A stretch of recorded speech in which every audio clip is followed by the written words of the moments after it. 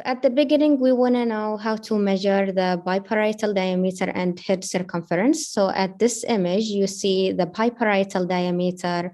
We have to have a transverse image of the baby's head at the level where you see the skull clearly. It's hyperechoic in the image. And it has to be at the level where you see the falx cerebri, the thalami, and cavum septum pellucidum. Having all of those landmarks make you know correctly you are at the correct level. I don't want to see the cerebellum. If I see it, you mean and you are angled wrong in your probe. So you have to get it out of your picture where you definitely see CSP and thalami. And then where I am gonna measuring the skull, as you can see in the skull inner to inner, and at the same time, at the same exact image you did freeze, you are going to do the head circumference. It has to be hugging the skull. Unlike the PPD, the head circumference, as you see, the blue line is hugging the entire skull at the same level where I see CSP and thalami of the baby's head.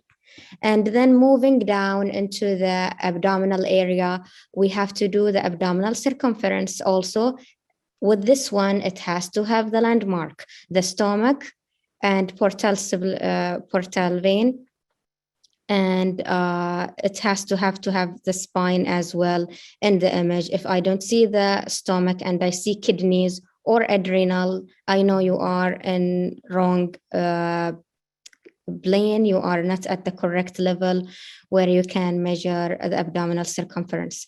Then when it comes to the femur lengths, moving down further in the lower extremity, the femur is the largest bone in the baby. You have to also be scanning the most anterior bone because the baby has right and left leg. So one of them gonna be more anterior, the other one is more posterior. I never ever wanna measure the posterior bone. It has to be the anterior one. And you have to be measuring from the tip of the bone to the end of it, the longest axis.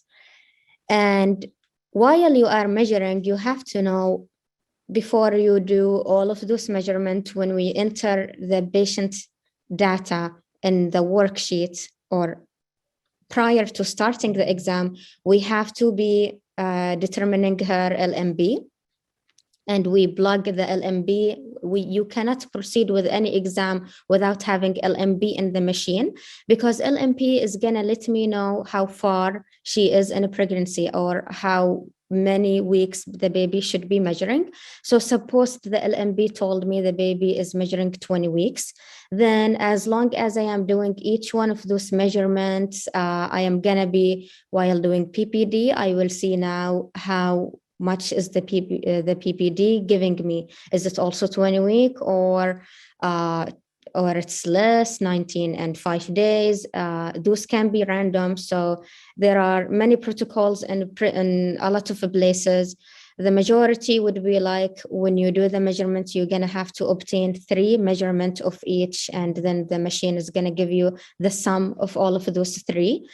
So it's highly important to be keeping your eyes on those measurements.